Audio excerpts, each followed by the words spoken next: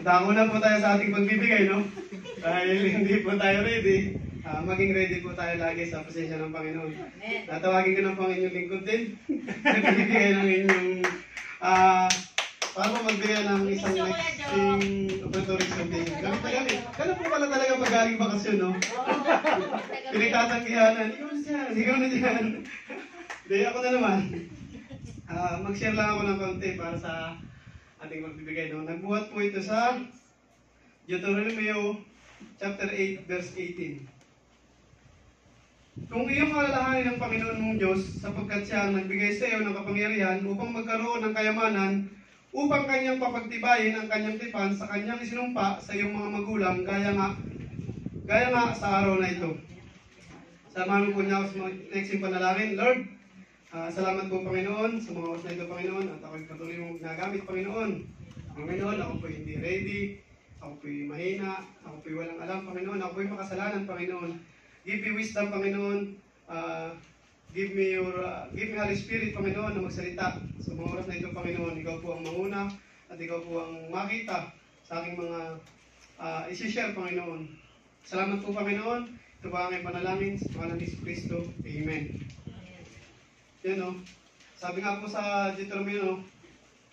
But thou shalt remember the Lord thy God, for it is he that giveth the power get wealth, that may establish his covenant which he sware unto thy father. At it is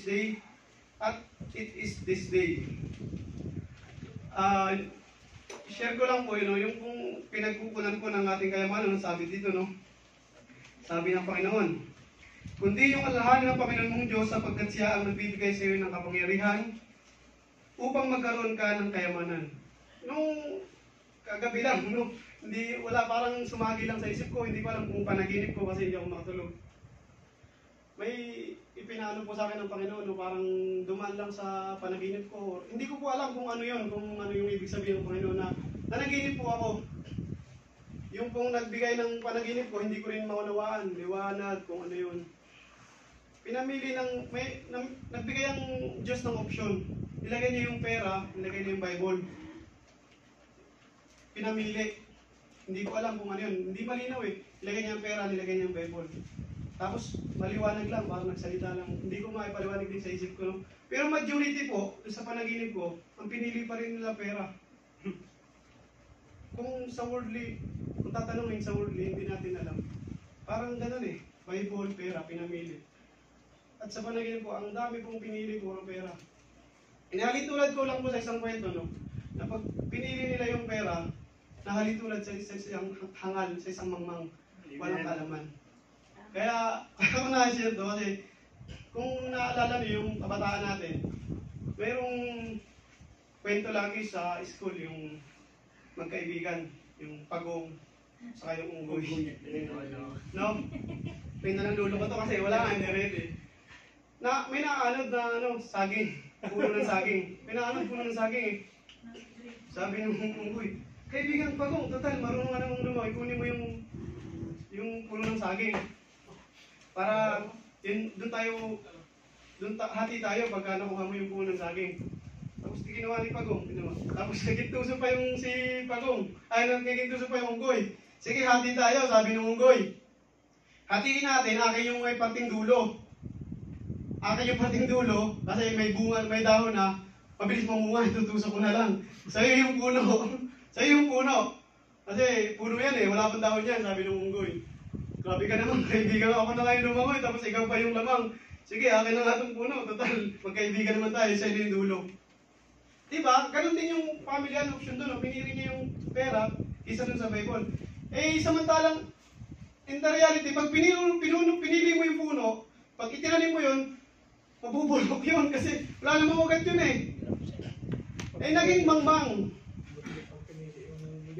Yung dulo, kasi akala ng unggoy, nakautak na siya kay monkey. Dahil sa kay Pagong, pinili niya, tinanim niya, tapos hanggang sa lumaon, namunga yung kay Pagong, yung kay unggoy, nalanta kasi dulo lang. Parang ganun din po, no? Hindi po napapag-isip-isip ng tao na ang source po ng lahat ng ating yaman, ang source po ng lahat ng ating talino, ang source po lahat ng ating kalakasan, ay nagmumula sa ating pinagmulan. Sino po ba ang ating pinagmulan? Di ba ang Bible, ang Word of God, ang Panginoon? Dapat po, ang unang-una ating pagsisilbihan bilang isang maglilingkod ng Panginoon, kung ano po yung ating pinagmulan. Yung pong Bible, yung pong source. Yun po yung dapat na ating binibigyan ng kapurihan. Dapat yun yung ating binibigyan ng pagmamahal. Dapat po yun yung ating binibigyan ng pagmamalasakit. Dahil yun po yung bibigay sa atin ng kayamanan. Sabi po rin sa Bible verse. Yung nagbibigay sa atin ng lakas. Nagbibigay sa atin ng talino. Eh, puro pinipili lang nila yung bunga eh. Yung bunga nung pinipili lang nila yung pera. Eh, yung pera po, saan po nanggaling ang pera? Di ba, sa Diyos, binigay niya yung kalakasan sa atin para mapagtrabaho. Binigay niya yung katalinuhan paano tayo makakuha ng source of income. Binigyan tayo ng Panginoon ng buhay para kumita ng pera. Ibig sabihin, ang pinapaliwanag po ng Panginoon, dapat po, ang pagtukunan natin ng pansin, yung ating pinagmulan. Dahil kaya niyang bigay sa atin ng lahat ng source. Kaya niyang bigay lahat sa atin ng kayamanan. Kaya po, sabi po ng Panginoon sa verse, huwag ninyong, ulitin natin po natin. Ang sabi po ng Panginoon sa verse, kundi iyong alalahanin ang Panginoon mong Diyos sapagkat siya ang nagbibigay sa iyo ng kapangyarihan upang magkaroon ng kayamanan, upang mapagtibayan ang kanyang tipan sa kanyang sinumpa sa iyong mga magulang gaya ng sa araw na ito. Kaya, punuin po natin ang pagmamahal, punuin po natin ang pag-ibig, magbigay po tayo sa Diyos. Para kung nagsusustain po tayo sa Diyos, ibibigay po lahat ng pagpapala sa buhay natin, kalakasan, katinunuan, kayamanan. Magbigay po tayo sa Panginoon. Amen. Tayo po tayo, pasalamatan po natin ang kaloob natin sa Panginoon. Lord, salamat po Panginoon sa iyong kalakasan, sa iyong binigay ng talino. At ikaw lang po Panginoon ang mapapurihan sa mga oras na ito Panginoon. Salamat po sa mga kapatiran na nagkaloob Panginoon, na pinili nila Panginoon yung magbigay Panginoon sa iyo, ikaw ang inuna.